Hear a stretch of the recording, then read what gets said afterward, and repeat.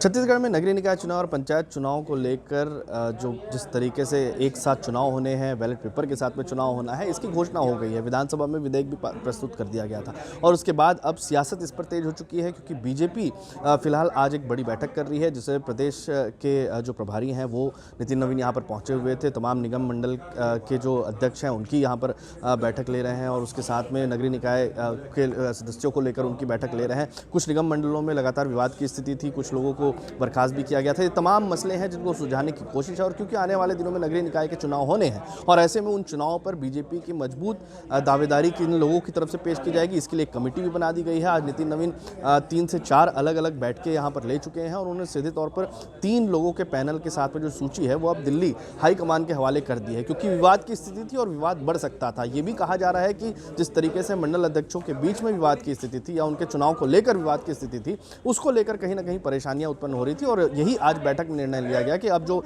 सूची है वो सूची सीधे तौर पर दिल्ली भेजी जाएगी और वहां से फाइनल किया जाएगा कि कौन कौन प्रत्याशी हो सकते हैं और किन्हें किस तरीके से चुनावी मैदान में उतारा जाएगा। बहरहाल फिलहाल पंचायत चुनाव और नगरीय निकाय चुनाव को लेकर तैयारियां जो है बीजेपी और कांग्रेस की पुरजोर हो चुकी है। कांग्रेस ने भी इस मामले को लेकर एक तरीके से कटाक्ष किया है कि क्योंकि बैलेट पेपर से चुनाव होना है और उन्होंने सीधे तौर पर कहा है कि पहले से ही कांग्रेस जो थी वो बैलेट पेपर से ही चुनाव को लेकर लगातार उनकी तरफ से मांग की जाती थी, लेकिन ईवीएम को लेकर पहले ही आशंका जताई जाती थी। लेकिन अब इस निर्देश का इस चुनाव को लेकर अब उन्होंने स्वागत भी किया है।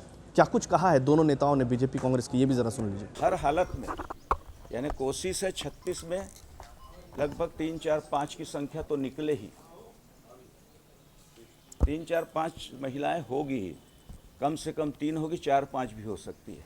और ज़्यादा एग्रेसिव भाई महिलाएं कई जगह पॉलिटिकली तैयार हो गई है, तो वो तो पुरुष के बराबर है लेकिन कहीं पर पीछे है। तो ऐसी तैयार जो महिला होगी, जो संगठन को, जैसे रूप कुमारी चौधरी ने महासमुंद को संभाली, संगठन में विजय भी मिली और खुद आज सांसद है, तो जिम्मेवारी देने से प्रतिभा निखरती है। और अभी तो 542 सीट है और 29 के इलेक्शन में 800 से प्लस सीटें होगी, उसमें 33% महिलाएं होंगी। तो महिलाओं को अगर हम आज से ही तैयार नहीं किए तो हमको उन दिनों ठीक ठाक, आज हमारे पास ठीक ठाक उम्मीदवार रहेंगे तो हम कांग्रेस की तुलना में चुनाव के मुकाबले में भारी हो जाएंगे। नगरीय निकाय के संबंध में जो विधेयक संशोधन पास भी किया गया विधानसभा में और उसको स्वीकृत भी कर दिया गया है, और उस समय ही हमारे नेता प्रतिपक्ष ने विधानसभा में ही इसकी आपत्ति करी थी कि ये वैधानिक नहीं है, और उसी के लेकर के माननीय नेता प्रतिपक्ष जी ने महामहिम महोदय को पत्र लिखकर अनुरोध किया है कि इस विधेयक को मंजूरी न दी जाए। तो निश्चित तौर पर वह जो संशोधन है, ये जो विधेयक संशोधन हुआ वो संविधान के विपरीत जाता है, इसलिए इसको मंजूरी नहीं दी जानी चाहिए।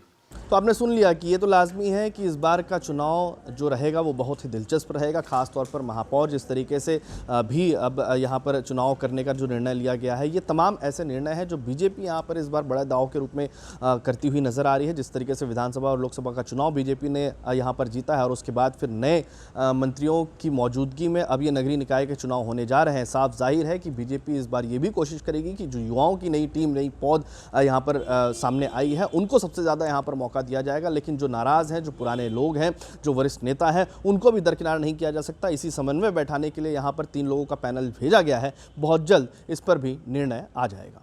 छत्तीसगढ़ से TV9 के लिए अमित मिश्रा।